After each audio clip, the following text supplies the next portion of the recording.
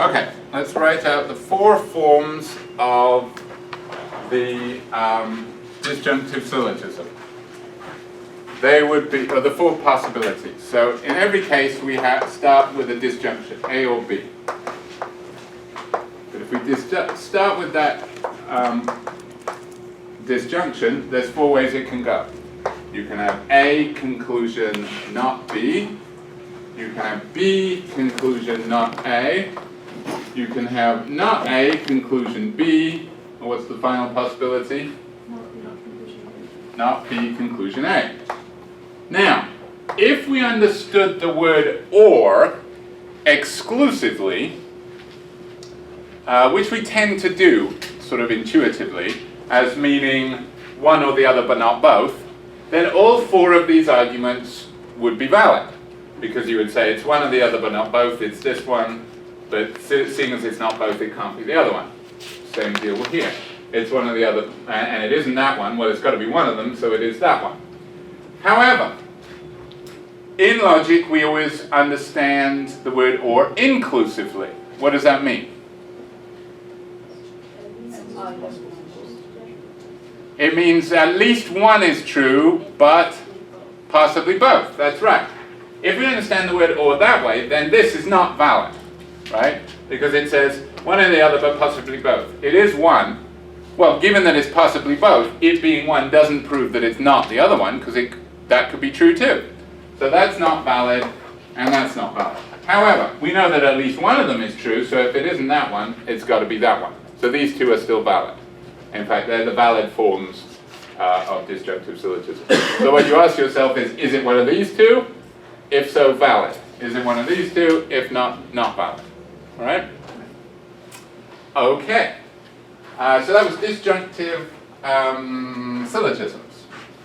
We started talking about hypothetical propositions. Hypothetical or, what is the other name for hypothetical propositions? Conditional. Why? Well, I said stumped you, maybe we'll come back to that in a second. But what is standard form for hypothetical or conditional propositions? Yeah, if one proposition, let's call it P, then another proposition, let's call it Q. What do we call the proposition that is between the if and the then? The antecedent. What do we call the proposition that is after the then? The consequent. Okay. Now here comes the part that explains why they're called conditional propositions. Last time I told you about necessary and sufficient conditions. The antecedent is which one of them for the consequent? Sufficient. What does that mean? You can get a Q if you have P. Yes. So it doesn't necessarily. I mean, basically, you can define sufficient in terms of if-then. P is sufficient for Q means if you have P, then you have Q, automatically. It guarantees it. So P is sufficient for Q, and so being a whale is sufficient for being a mammal. So if you're a whale, then you're a mammal is true. Being a whale is sufficient for being a mammal. Being a whale guarantees that you will be a mammal.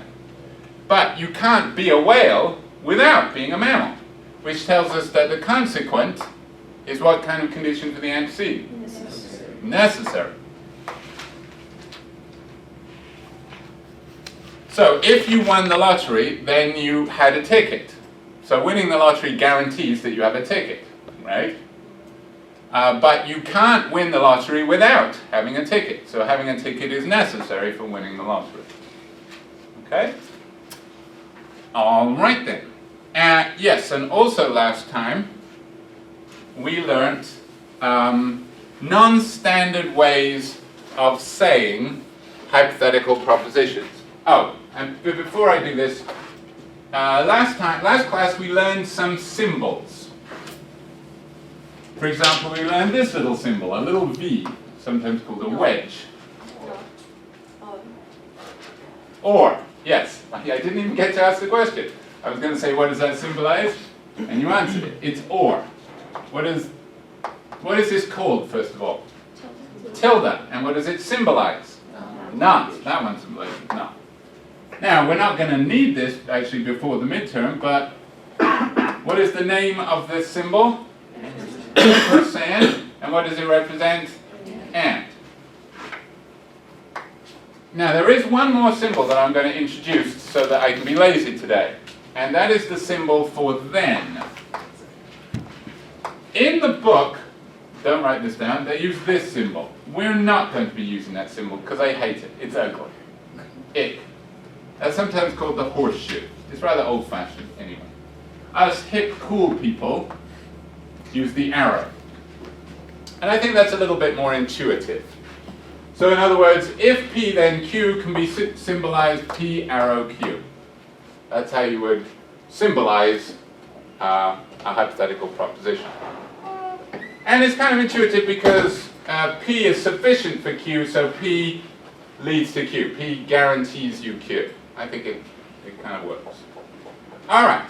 So if P then Q, I'm going to use this three-line symbol, which is like a super-duper equal sign, which means is logically equivalent to. So if P then Q is logically equivalent to P arrow Q. That's what I've just told you. How about this one? P comma if Q. What's that logically equivalent to? If Q, then P. So if I put this into standard form, standard form is first word if, a proposition, then the word then, and then another proposition. So this is if P then Q, this is if Q then P. Why? Well, you notice that here the word if precedes the Q, which is the clue that Q is the antecedent. Okay? Now what about this one? This is the one that gives the people the most trouble. So you have to concentrate hard. P only if Q. What's that logically equivalent to? The word only makes a difference, so it's not going to be if Q then P. Well, here's one way to think about it. What do we say? Let's give two contrasting. Let's give an example of each of these. Is this true? You will win the Olympic 100-meter race if you enter it. Is that true for you personally? No, it is not true, let's assume. I don't see Usain Bolt in this room. Okay? So, there is a false statement. You will win the Olympic 100 meters if you enter it. What about this one? You will win the Olympic 100 meters only if you enter it. It's a necessary quality for Q or for P. Yes. So, well, hold that thought. I want the answer to this question first. You will win the Olympic 100 meters only if you enter it. Is that true? Yes, it is. Or another one, is this true? You will win the lottery, the Michigan lottery, if you buy a ticket. Is that true? Sadly, no. Buying a ticket does not guarantee that you will win it. Is this true? You will win the Michigan lottery only if you enter it.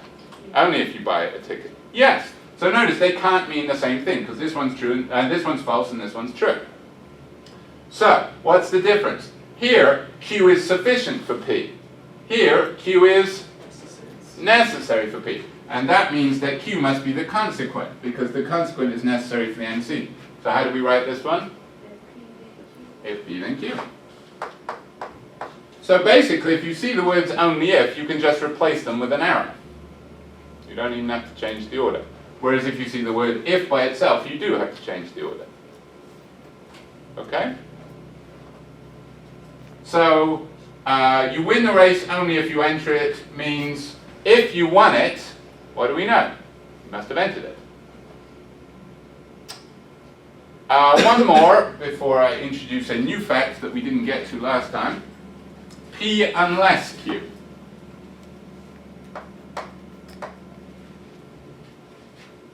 What is P unless Q? I gave you a trick to make this one easy. I said you can replace the word unless with what two words? if not. So P unless Q is the same as saying P if not Q. So how would I symbolize that?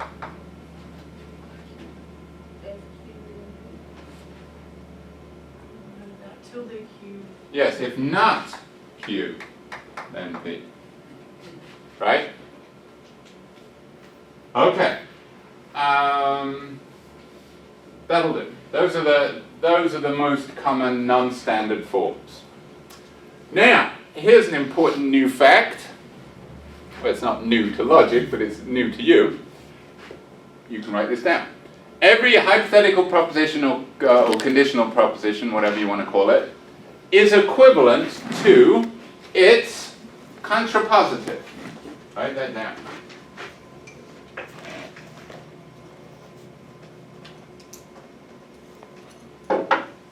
Now, we haven't talked about contrapositives in a couple of classes. When did we talk about contrapositives? I don't want the date, I mean in what context? Categorical syllogisms. Categorical propositions, yes. What was the contrapositive of all whales are mammals? All non-mammals are non-whales. All non-mammals are non-whales. Yes. Now notice that contrapositive, or remember, the contrapositive is legitimate for A types. So in other words, if all whales are mammals is true, the contrapositive will also be true. So all whales are mammals is true, all non-mammals are non-whales is also true. Turns out that hypothetical propositions have a lot in common with A-type categorical propositions. So for example, you can say all whales are mammals is true, or I could say that as a hypothetical. If you're a whale, then you're a mammal. So just as contrapositive is legitimate for A-type categorical propositions, it also works for hypothetical propositions, only with a few adjustments. So for example, contrapositive for categoricals involves first of all switching the terms and then replacing each term with its complement. So in other words, basically sticking the word none in front of it, right? Whereas here, instead of switching terms, we would be switching entire propositions. So instead of switching whales and mammals, we're switching you're a whale and you're a mammal. So there's a difference between the term whale, which doesn't have a truth value, and the proposition you're a whale, which does have a truth value. Okay, but you're basically doing the same thing. So what do you think the contrapositive of if you're a whale, then you're a mammal is? If you're not a mammal, then you're not a whale. Exactly right. If you're not a mammal, then you're not a whale. So if P then Q is equivalent to what? What is the contrapositive of that? Not Q. If not Q, then not P. So you negate each of them and then you flip them. Remember, there's two stages to contrapositive. It's negation and flipping. So if you won the race, then you entered it. What is the contrapositive of that? If you don't enter the race, you don't win it. Yes, or you have to mess around with tenses, but of course logic doesn't really care about tenses. It doesn't deal with tenses. It's just talking about states of affairs. It doesn't care when they happen. So sometimes it sounds better to state it in the past tense. Sometimes it makes more sense to state it in the present tense. But logic just regards them as the same. All right. So essentially, every hypothetical proposition is equivalent to its contrapositive. So if P, then Q is equal to if Q, not Q, then not P. Okay so far? All right, look at this sheet then. On the front of it, it summarizes all the stuff you've already learned and all the stuff you're going to learn today. But on the flip side of it, it's got some exercises. Let us turn to those now.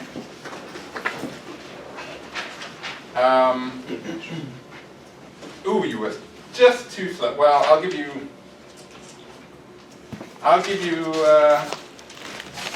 oh, you're in luck. I have a spin. All right, let's start with you, Kat. Could you read the first one, please? If you missed your first serve in 10 minutes, you get a second try. Isn't that nice? All right.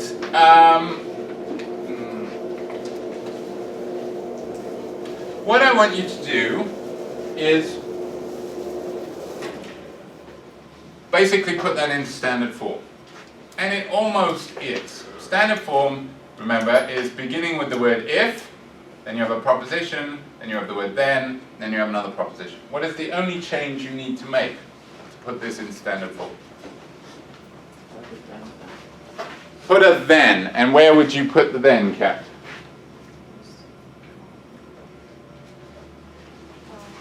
After the comma. Well, basically instead of the comma. Yes, so it just turns out that it's a quirk of English that, you know, you're allowed to replace the word then with a comma. But to put it in standard form, we need the then stated explicitly. So if you miss your first serve in tennis, then you get a second try. So we could symbolize that as M for miss, arrow, T for try. What is that equivalent to by the rule I just gave you? No P's and Q's, I want M's and T's. If not T, then not M. What would that be in English? If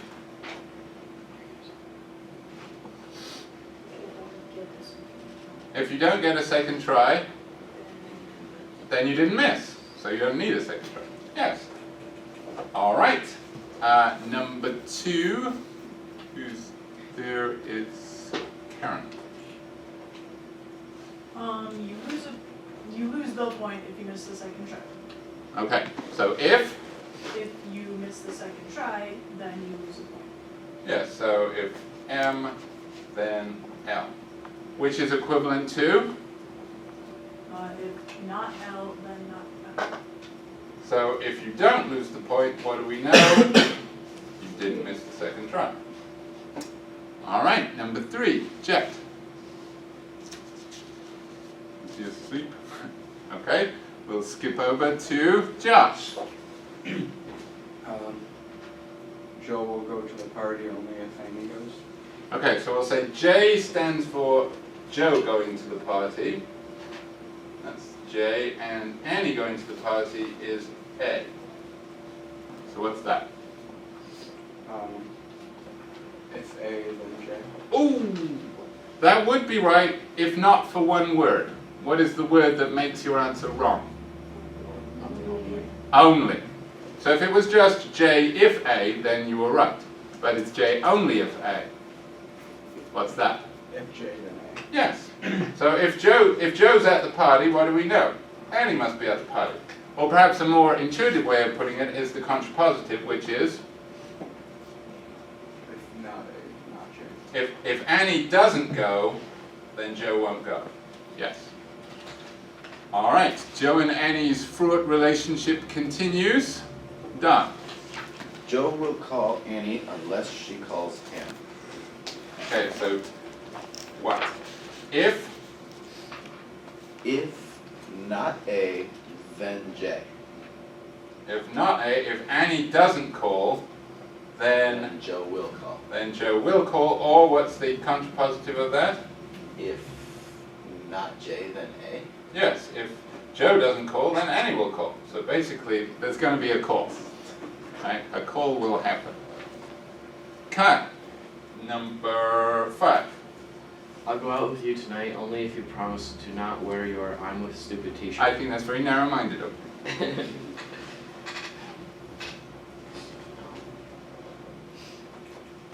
So, would this be If- in terms of O and P, or? Well, whichever. You can just say it in English. If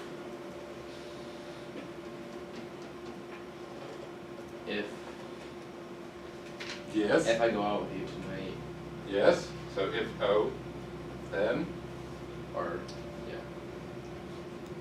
then you're not wearing your I'm with stupid t-shirt. Yeah, you promise not to wear your, so not wearing. Or alternatively, and perhaps more intuitively in this case. You're not wearing your. No, Or if you're not wearing. no, If I go out with you tonight. no. We've done that one. What's the contrapositive of this one? If you're wearing it, because remember, we switch the terms and negate them. So we put not W at the front, but then it becomes W, because the negation of not W is W. So if you are wearing your I'm the stupid t-shirt, then Then I'm not going out. no, I'm not going out. Yes. Okay. Fair enough. Number 6. Who have we gotten to? Chris isn't here. Jamie. Unless you've taken philosophy, you cannot take philosophy 3 per month. That'd be so the 2. Let's say L for taken philosophy 202 because it's logic, and M for philosophy 321 because that's metaphysics. So then it would be so the L. Bless you. How many metaphysics then? Then 321. Well, you're taking logic, aren't you? And M. Yes, you're taking it concurrently, which is not necessarily the best way to do it. Yes. But still. Okay, so if you haven't taken logic, then you can't take. Then, wait a minute. Yeah. No, there's cannot, so this would be not M. Yes. Because of that not. So if you don't take logic, then you can't take metaphysics, or what's that equivalent to? If M then L. Yeah, so if you're in metaphysics, then you've taken logic, which apparently is not true for you, Jacob. All right, Hunter. A married couple filling a joint return may deduct certain child care expenses if they itemize their deductions. Fascinating stuff. If, well, you just say it in as a proper English sentence before we symbolize it. If they itemize Who's they? If a married couple, Yes, what kind of married couple? Any married couple, or must they be doing a something? married couple filling a joint return If a married couple filing a joint return, itemizes their deductions, then, then you can say they now, they may deduct certain child care expenses. yes, that's right. I'm not even going to bother symbolizing that one, but basically, yeah, I guess if itemized, then deduct, which is equivalent to, If not P, no, there's no P, this is D. if not D, If they don't get to Then- deduct it, not I. it's because they didn't itemize their expenses. Yes, good. What's going on here? Something, no Ebola jokes. I don't think you sneeze. You just die. Number 8. It is Brandy. Whenever Sally's father calls, she starts to chew her nails. Some issues there, I think. If. If she starts to chew her nails, then Sally's father calls. No. Why not? What's that? Well, what is when, if you're saying whenever something happens, something else happens, what is the first thing to the second?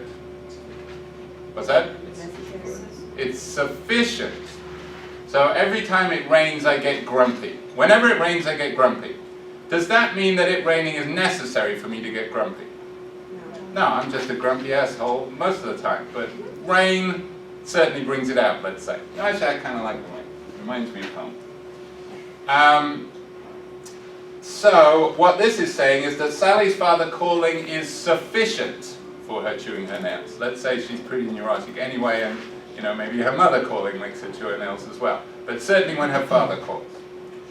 So, with that in mind, So if Sally's father calls, then she starts to chew her nails. yes. So if father calls, then chew. Or, what's another way of saying that? The contrapositive? If not C, then not F. Not C, then not F.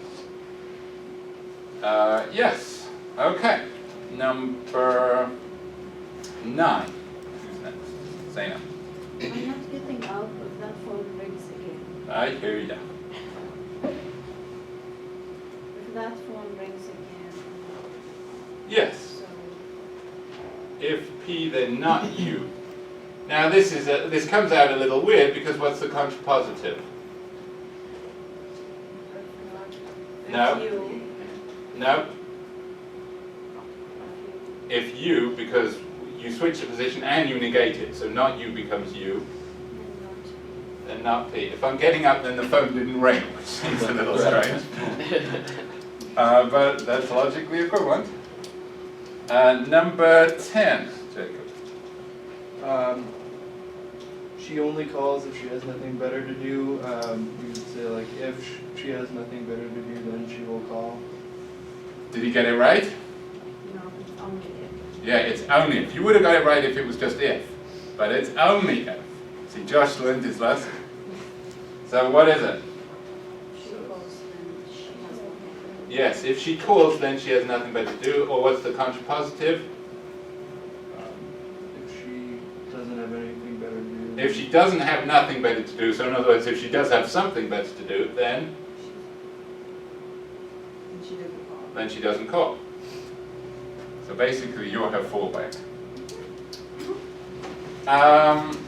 Number 11, Samantha. You are going to get in trouble unless you shake up. That's true. If you don't shake up fast, then you're going to get in trouble. If not shape up, then trouble. Yes, because if you treat unless as if not, then that's what it is. Or what is that equivalent to? Yes, so if you don't get into trouble, you must have shaped up. All right, I think that's enough of those for now. Does everybody get the basic idea? Don't worry, Jordan, you'll get your turn. Could you turn this light back on? Now, we are about to learn about hypothetical syllogisms. So, just as we did disjunctive syllogisms and disjunctive propositions and categorical propositions and categorical syllogisms, well, we've done hypothetical propositions. Here comes the syllogisms. Now, will they be like categorical syllogisms or disjunctive syllogisms? And the answer is yes. Inclusive or there. Because categorical propositions, what is true of categorical propositions? Sorry, categorical syllogisms. What is true of categorical syllogisms? How many of the propositions, how many propositions are there in a syllogism? 3. How many of the propositions in a categorical syllogism were categorical propositions? 2. That is a bizarre answer. 3. Yes, all 3. So that's why we use the letters to symbolize them. That's why the mood of a categorical syllogism is 3 letters, because each letter represents a categorical proposition. Okay, so in a categorical syllogism, you had 3 categorical propositions. In a disjunctive syllogism, how many of the propositions were disjunctions? Just 1. Okay, so which is it going to be like for hypothetical propositions? I'm sure you're all dying to know. Well, it turns out there are hypothetical propositions that are like hypothetical syllogisms that are like categorical syllogisms in that all 3 are hypotheticals. These we call pure, sounds rather eugenicist, pure hypothetical syllogisms. In a pure hypothetical syllogism, you have 3 hypothetical propositions. I will give you the premises and you tell me the conclusion. Premise 1, if P then Q. Premise 2, if Q then R. Conclusion, if P then R. Remember, I told you that hypothetical propositions are like A-type categorical propositions. You better not be cracking your knuckles. Are like A-type categorical propositions, Well, that would make this like an AAA1, which of course is valid.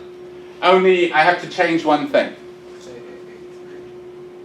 Well, no, it's an AAA1, so what do I have to do?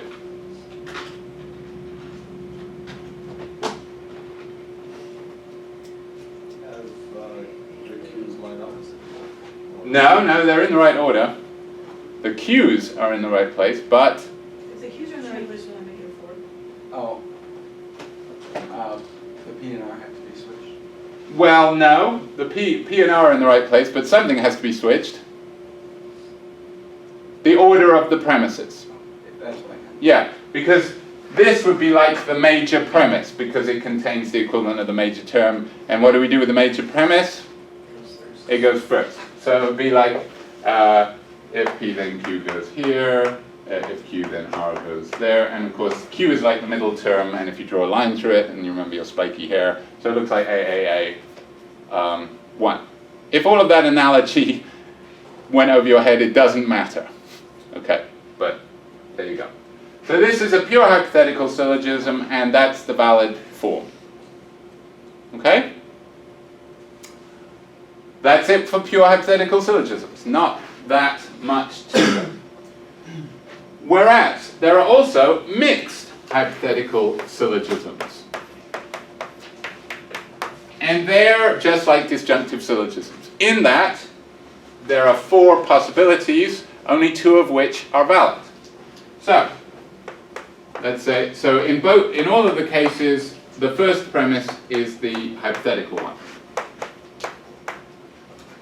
So let's say P, conclusion Q. Oh, incidentally, each of these is given a name. So that's the difference with disjunctive syllogisms. Disjunctive syllogisms, they're boring, they don't get names. Hypothetical syllogisms are exciting, so they get names. And a mixed hypothetical syllogisms are named for what the second premise, the second non-hypothetical premise, does to the first hypothetical premise.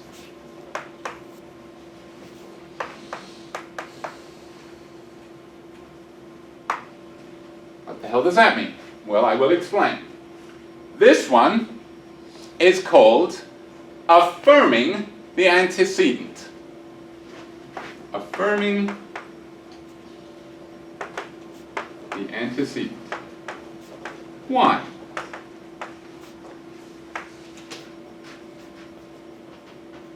Yes, Don? The part P is your antecedent, and your second statement, your second preposition, or Premise. premise, says P is true. Yes. So the antecedent of the hypothetical premise is P, and the second premise affirms that that is true. So it is called affirming the antecedent. All right?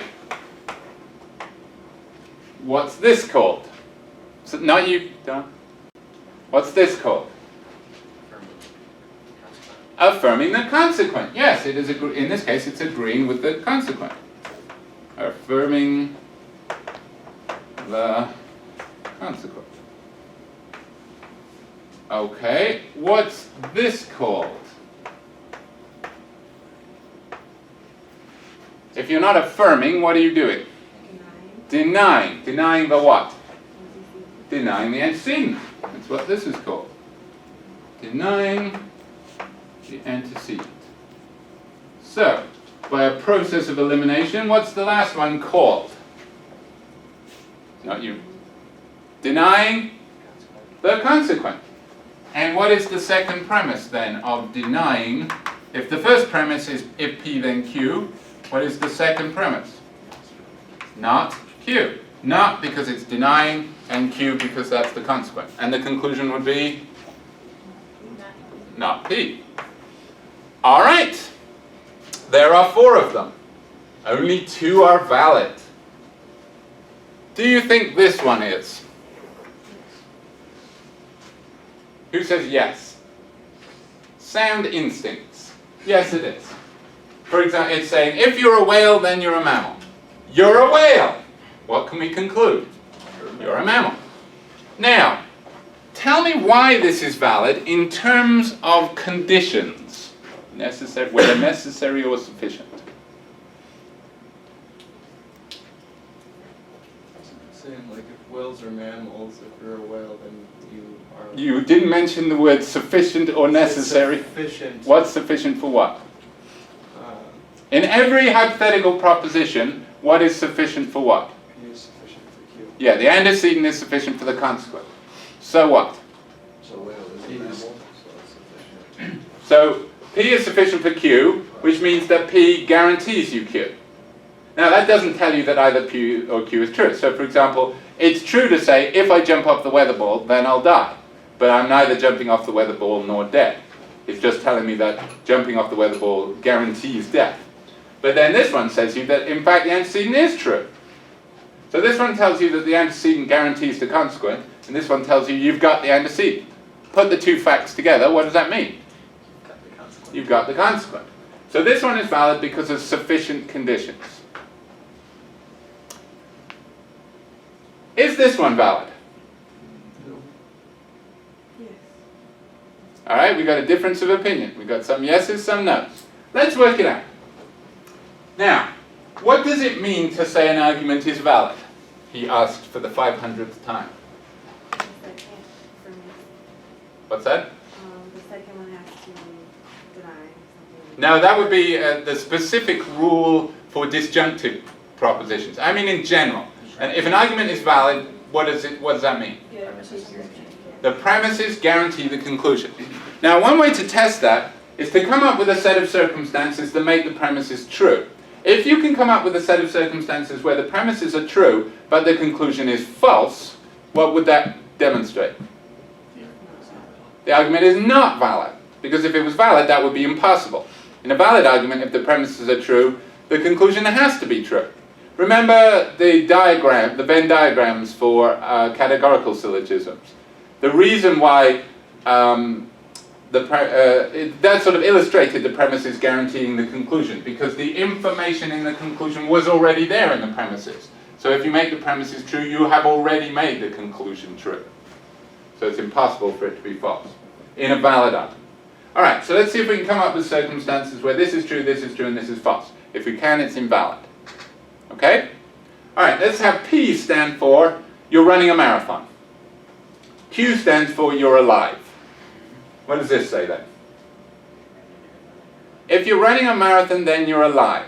Is that true? Yeah. Yes, I know there is a fad for zombie marathons now, but they're not really zombies, okay? They're just people in makeup. All right, so if you're running a marathon, then you're alive. True. What does this say then? Let's say you're the you. Is that true? Yes, by your response I can tell that it's true. So true, true. What does this say? Is that true of you? If you think it is, I have something to break to you. You know, you've misunderstood what a marathon is. So true, true, false, which shows that this argument is invalid. What about this one? Again, let's use the same reasoning. If you're running a marathon, then you're alive. What does this say?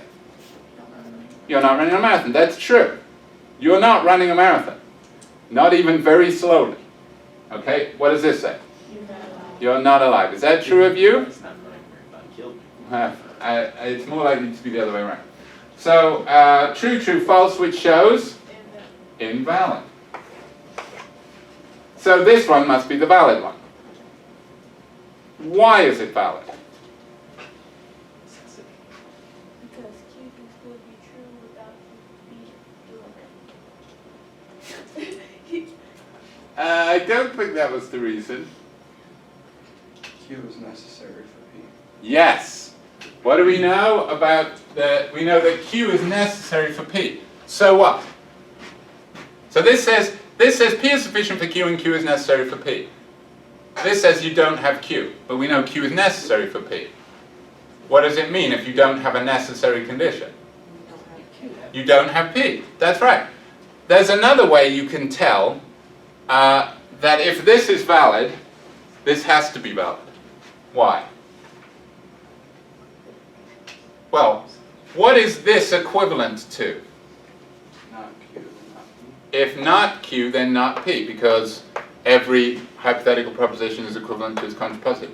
But if I replace that, then what kind of argument is this? It's no longer denying the consequent. What is it? It's affirming the antecedent, because it's agreeing with the antecedent, saying the same thing. So if affirming the antecedent is valid, and if you can replace the first premise with its contrapositive, then denying the consequent is going to be valid too. And actually that works between these two. These two are equivalent. This is affirming the consequent, but if I replace it with if not Q then P, then not P, what is it? It's denying the antecedent, the other invalid one. Okay? All right. So what mistakes are being made in these two? In this one, you're mistaking a necessary condition, because Q is a necessary condition for P, for a sufficient. So it would be like saying, if you won the race, then you entered it. You entered the race, so you'll win it. No, sadly not. Or if you're a whale, then you're a mammal, conclusion you're a whale. No, being a mammal is a necessary condition for being a whale, but it doesn't guarantee it. It's not a sufficient condition. All right? Okay. Open your books to page 294.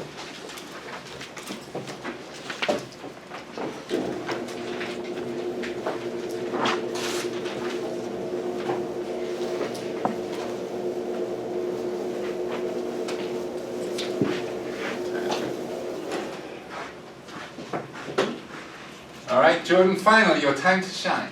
Number 1, please. If he had even mentioned her name, I would have hit him, but he didn't, so I didn't. All right. What we have here is, just like we were doing with disjunctive syllogism, I would like you to symbolize it. Then we'll work out whether or what form it is. In this case, we can give it a name, which we couldn't do with disjunctive syllogisms, and then we'll be able to tell if it's valid or not. Okay, so symbolize. So would that be like, if he had mentioned her name, So let's say M for mention. then I would have hit him. So H. then H for hit. Although of course H doesn't stand for hit. I would have. It stands for I would have hit him because it's a proposition. Yeah. Second premise. No, not He didn't mention her name. So what would that be? Not M, Not M. Conclusion. not H. Not H. There we go. We've symbolized it. And now we've symbolized it, we can instantly tell the logical form, which is affirming or denying the antecedent or consequent. Denying the antecedent, which is valid or invalid? It's invalid. Oh, I forgot to tell you one thing that you don't actually need to know yet, but I'm going to tell you anyway. I forgot to tell you something I didn't need to tell you, which is the valid ones get a special Latin name. The Latin name for affirming the antecedent is? Modus ponens? Modus ponens, yes. Modus ponens. Why? I don't know. They just do. Alright? So affirming the antecedent is modus ponens. Only the valid ones are special enough to get Latin names. So the other one that gets a name is denying the consequent. John, do you know what that's called? Modus tollens. Modus tollens. There you go. This is one of the ones that doesn't get a fancy Latin name. This is denying the antecedent. So it must be invalid. What is the mistake in this particular argument about mentioning and hitting?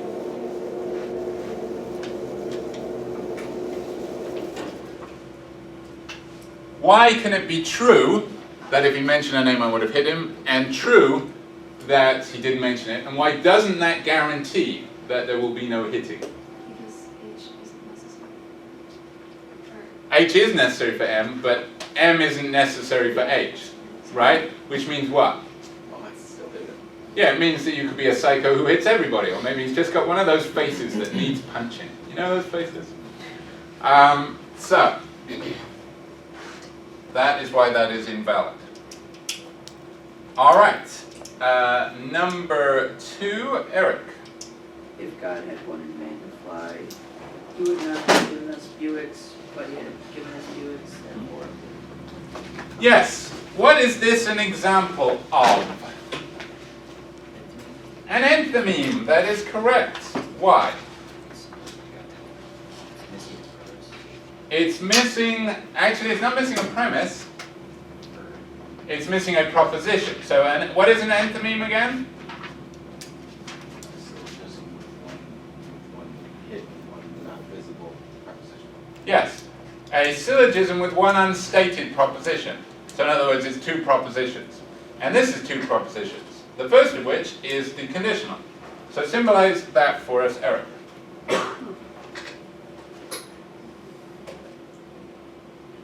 If G not B, Yes, so G stands for God had wanted man to fly, and B stands for God gives us Buicks. So this is if God had wanted us man to fly, he wouldn't have given us Buicks. So what's the second premise? B, B. He has given us Buicks. So what's the implied conclusion? not G. Which means He didn't want us to fly. God doesn't want us to fly. What kind of argument is that? Which of the 4 types of mixed hypothetical syllogism is it? No, not affirming. It looks like affirming. What if you didn't look at the first proposition? It looks like affirming because there's no tilde there. But it isn't affirming. Why? Because the consequent is not B. Is it agreeing with not B? No, it's disagreeing with not B because it's saying B. B is the denial of not B. B is not B. So denying the consequence. Denying the consequent, also known as modus tollens, which means that it is valid. Yes. God does not want us to fly. Has anyone been to the Buick Museum in town? It's just next to the FIA. Kind of cool. Yeah, it's got. They had a display of like buses that were really kind of futuristic, and it's worth checking out. Although they only open it rarely, so go on a Saturday. Number 3, Destiny. If a child is deprived of affection as an infant, they will learn not to expect it. And if they learn not to expect it, they won't seek it out later in life. So if a child is deprived of affection early in life, he won't look for it later on. A tragic tale indeed. Let's symbolize this. So let's say being given of affection is A, so being deprived of affection is not A. So if not A, then not E, let's say the first proposition is. So if you don't get affection, then you won't expect it. What's the second premise then?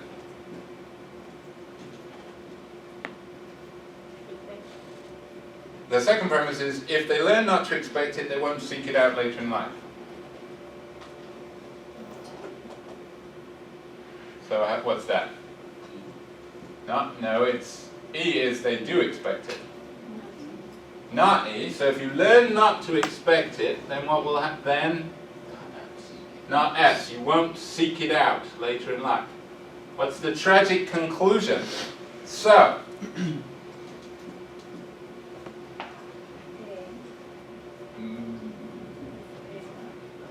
not A, because you're deprived of affection, you're not getting the affection. Then, not S. So if children are deprived of affection, if not A, later in life, then they won't look for it later on. What kind of argument is this? Pure hypothetical. It's a pure hypothetical. It's not one of the 4 mixed, because it's a pure hypothetical. Is it valid? All pure hypotheticals are valid. not necessarily. I mean, you could come up like, suppose I would say, if A then B, if C then D, therefore if E then F. You know, that would be in some senses a pure hypothetical syllogism, but it's not valid because they're not related. But yes, if it, there's only one form, and if it fits the one, there's only one valid form, and if it fits the one valid form, then it's valid. And does it fit the one valid form? Yes, because essentially the not E's cancel, and you get if not A, then not S, which is the conclusion. Brian, next one. If someone had been snooping around here last night, there would be footprints, right? Well, there are, so someone was snooping around last night. Thank you, Shaggy. We'll get Scooby on it. All right, is the, this is not an enthemy. There's a lot of enthymemes here, but this is not one of them. So what's the first premise? If someone had been snooping around here last night? If snooping, that's a very Scooby-Doo word, snooping. If S, then? There would be footprints. F. Second premise. And he would have gotten away with it too if it wasn't for you meddling kids. What's that? There are footprints, so? Someone was snooping around. Wait a minute, so how do we symbolize that?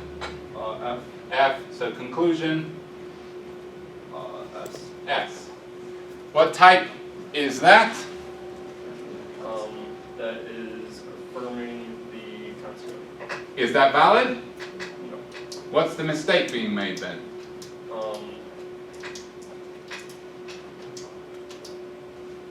Saying that footprints is necessary for somebody. Not saying that it's necessary, it's saying that it's sufficient. So what's the problem? Somebody could just move around. Well, somebody could have left footprints without snooping around. They could have been left by you when you went out to investigate. There are footprints there, not noticing that they are your footprints. Yes. So even if it's true that if someone had been snooping, there would have been footprints.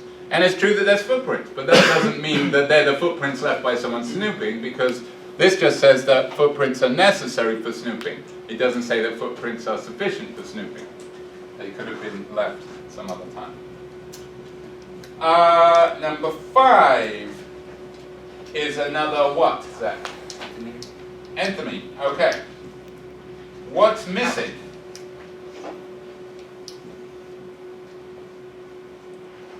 Which is kind of vital for a hypothetical syllogism. The hypothetical, right? So we've got the second premise and the conclusion. So what is the what is the conclusion?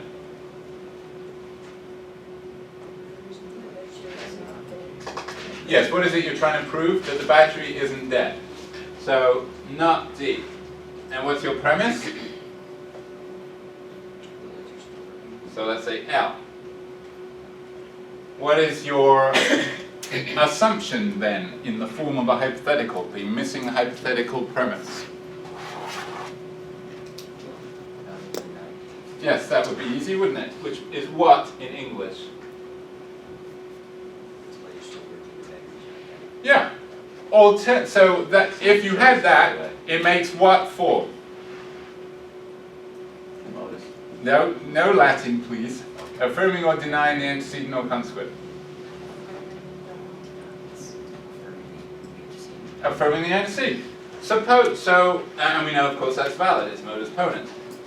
Supposing instead we wanted to make this denying the consequent, what would our first premise have to be? If this is going to be denying the consequent, what would this have to be? D then not L, that's right, because L would have to be the denial of the consequent, so not L would have to be the consequent, and of course this would be the denial of that. So D then not L, which is what in English? Yes, which is probably more likely what you would say. If the battery is dead, then the lights wouldn't work. All right, number 6. Who's next? You, Nick. Okay. It says, it's raining today, and whenever it rains, the traffic slows to a crawl. Which is another example of an enthemy. Now, the hypothetical is whenever it rains, the traffic slows to a crawl. What's that in if-then form? If traffic slows to No. Because it's saying every time it rains, that guarantees that the traffic will slow to a crawl. Of course, it's not the only reason the traffic will slow to a crawl. You can have accidents and stuff like that. So if it rains, traffic slows to a crawl. So if R, then C. If rain, then crawl. Now, it's raining today, and whenever it rains, the traffic slows to a crawl. So it's raining today is the other proposition. Is that the second premise or the conclusion? Second premise. So what's the implied conclusion? Traffic slows to a crawl. In other words, this is an indirect way of saying the traffic will be crappy because it's raining today, and whenever it rains, the traffic slows to a crawl. Okay, what form is this?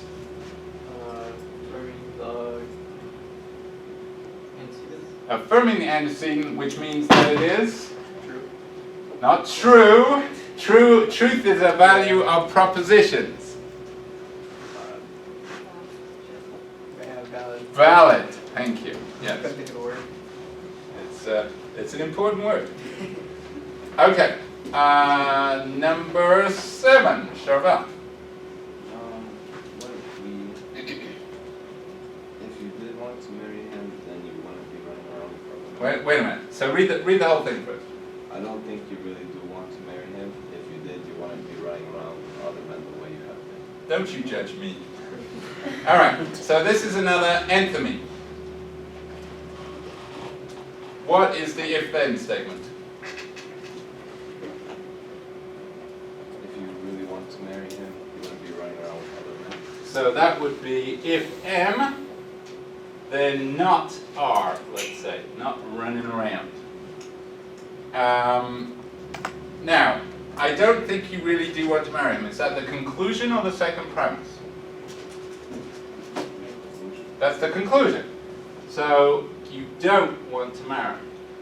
So what's the implied second premise, which this person has said because they're being discreet? This person hasn't said because they're being discreet. But everybody knows You are it. running around with other men. I am running around with other men, apparently. Yes. What form is that?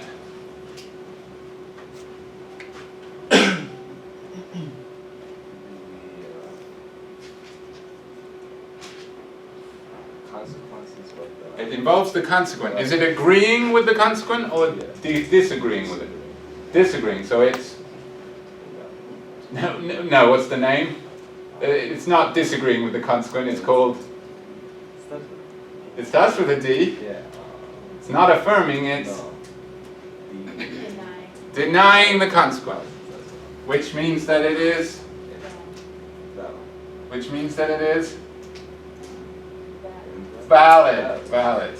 It's valid. It's modus tollens. So you don't want us to say the denying the consequence of what is told. For the purpose of the midterm denying the consequent. Only thereafter will I expect you to know modus tollens and modus tollens.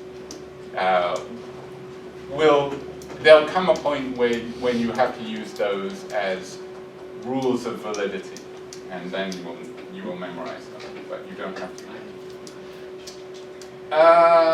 The number 9 is boring. Let's do number 10. Back to you, Kat. Number 10? Yes. Unless we adopt this proposal, the company will go bankrupt, so we must adopt the proposal. Okay. So what is that?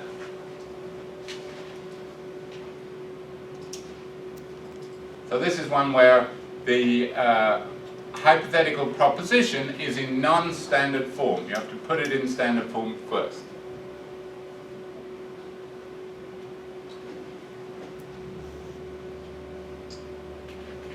Well, let's not do that first. Let's just say A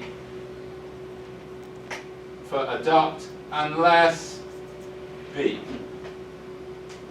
So you can have, no, actually that's wrong, isn't it? Duh. It's unless A, comma B. That's what it is. So, what's the second proposition, second premise? We don't know, because this is an nth mean.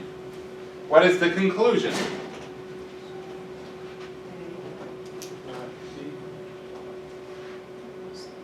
What is the, yes, it's A, right? I'm not doing a good job of this one. Okay, so the first premise is, unless we adopt this proposal, the company will go bankrupt. That's unless A, comma B. The second premise is unstated, but the conclusion, so, we must adopt the proposal. What do you think the missing premise is? It's unstated because it's so horrible, or it's so obvious. What don't we want to happen? Don't want the company to go bankrupt. So how would we say that? So like not be. Not B. Now, so that'll be the second premise and that will be the conclusion. Can we tell what type this is yet? No, you can't tell what type it is until you put this into standard form. Because it might turn out that this is not the antecedent, this might end up as the consequent or whatever.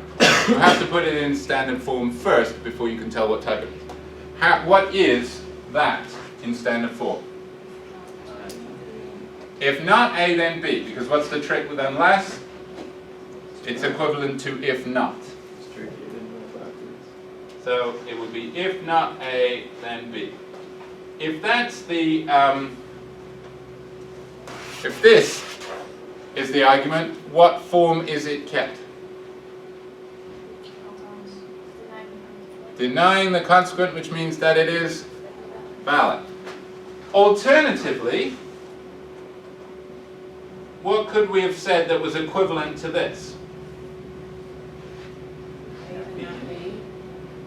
B then. No. If not B. If not B, then A. Remember, you flip the contrapositive, you flip them, so and you negate them. So B becomes not B, and not A becomes A, and then they switch positions.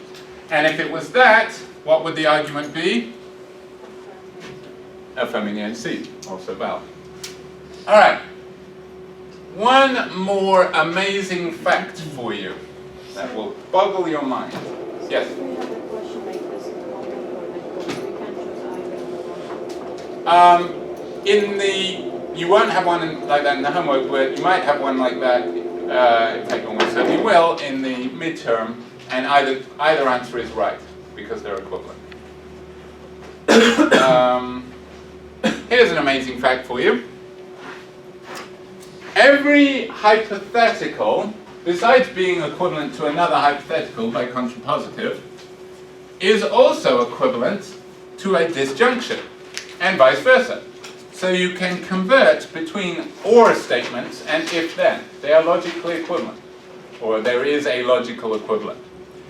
I will illustrate with an example ripped from my real life. I used to live in Los Angeles and I would drive around listening to the rock station, and they said on the radio, I don't know why I remember this, it's such a stupid example, but I do.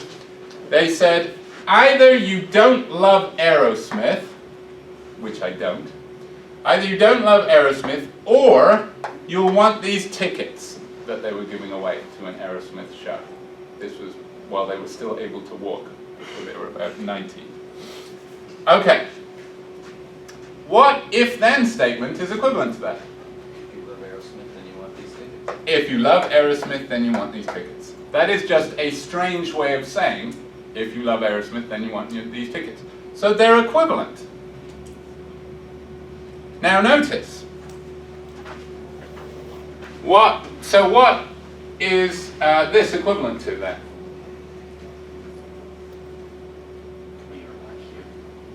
No? What's that? Not P or Q. So not P or Q. Is that a valid disjunctive syllogism? What's the rule with disjunctive syllogism? How do you tell if it's valid? The second one must deny one of the disjuncts. Does it deny one of the disjuncts? Yes, it does, because this is not P and it's saying P. So this, well, obviously this has to be valid, because I've just said this is logically equivalent to it. So if the original argument was valid, then this would have to be valid too. Whereas this one, of course, is going to be invalid. And it is invalid if you know that it's not P or Q. If you know that it's Q, that doesn't rule out not P, because with inclusive or they could both be true. All right? So you can convert between disjunctive, and basically what you do is you negate the first one. Whichever way you're going. So if you're starting with if L, then T, you negate the first one and change it to an or if you're converting the other way, then you negate the first one so it becomes not L, which is equivalent to L, and you're back where you started. So the way to convert them is to negate the first one and then change it from an or to an arrow or vice versa. Now, I have taught you all I'm going to teach you before what momentous event on Wednesday? The midterm. Dun, dun, dun. Now, you might want to know what the midterm is going to look like.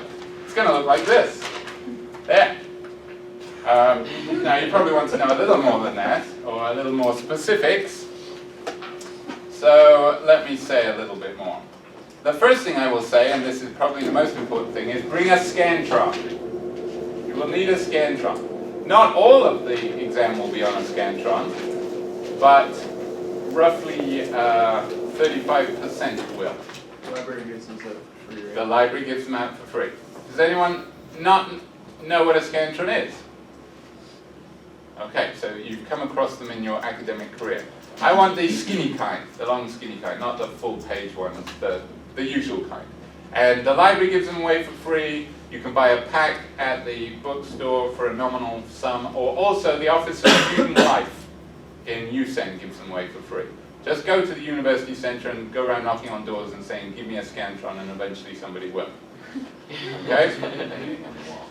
Probably because they think you're threatening them. But no, they do actually have stacks of free ones. All right. So, the midterm will be out of 100 points. You want to know the point breakdown, probably. You don't have a breakdown. 35 points will be on multiple choice questions. That's what you need the scantron for. The rest will look a bit like this, where you fill it in on the paper. Now you will notice that the entire first sheet is, well, what are these? Venn diagrams for what kind of thing? Categorical syllogisms. So 31 points right there is categorical syllogism stuff. Make sure you know that. So you will be given, in one example, you will be given a categorical syllogism in words. You know, like all whales are mammals, or all chihuahuas are dogs, all dogs are mammals, so therefore all chihuahuas are mammals. Something like that, only much harder. That would be too easy.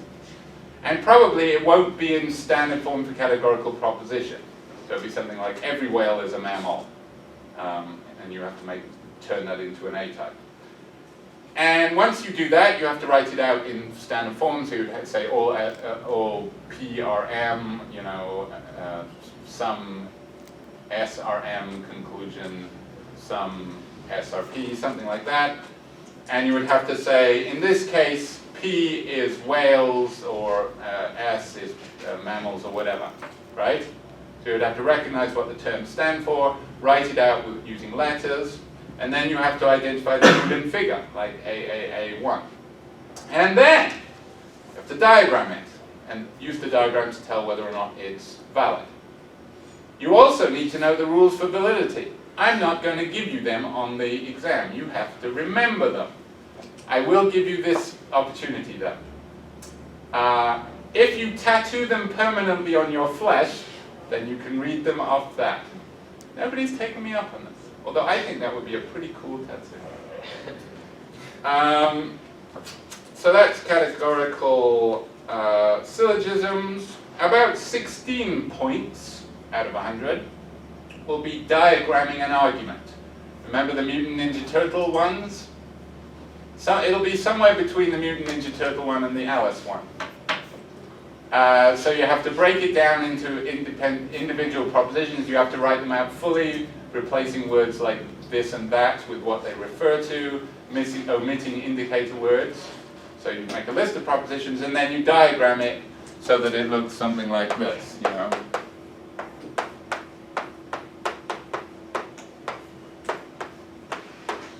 something like that. Remember that stuff? You hated that stuff. Well, too bad. It's going to be on the exam.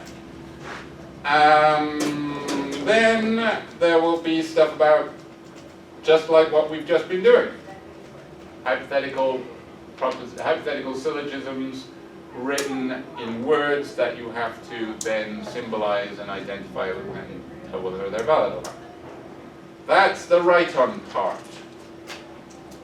The multiple choice one will have, it'll be much fewer points per type of thing, but there will be just about everything. So, too broad, too narrow with definitions. Remember that? You'll have to know that. Assert and express. Remember that? You'll have to know that. Even relative clauses. There'll be a couple of points on that. What are the two kinds of relative clause? Exactly. So you better look it up. Restrictive and non-restrictive is the answer.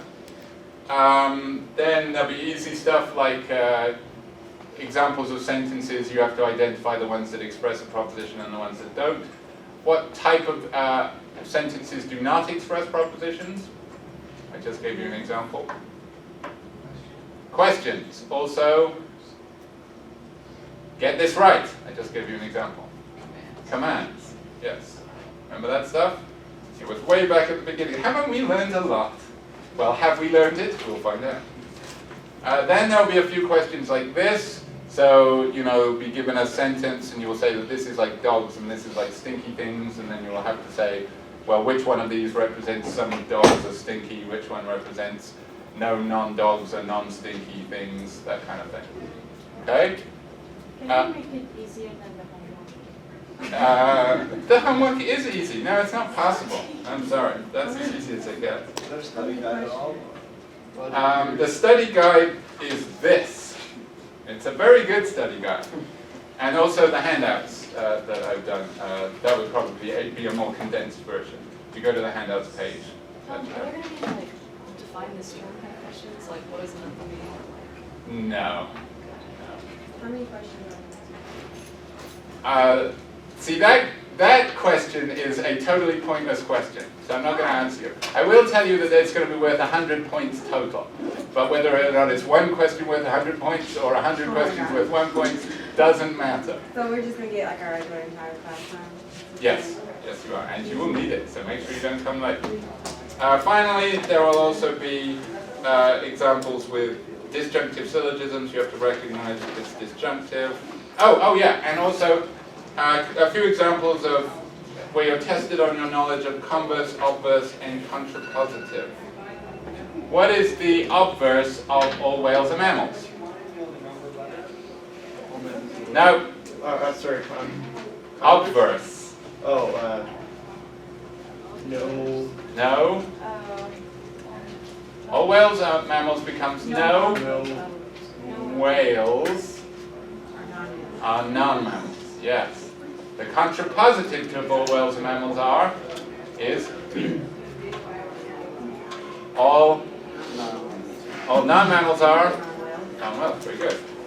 All right, see you Wednesday with a beautifully smooth Scantron. I do not want to see crumpled ones pulled out of your back pocket, because the Scantron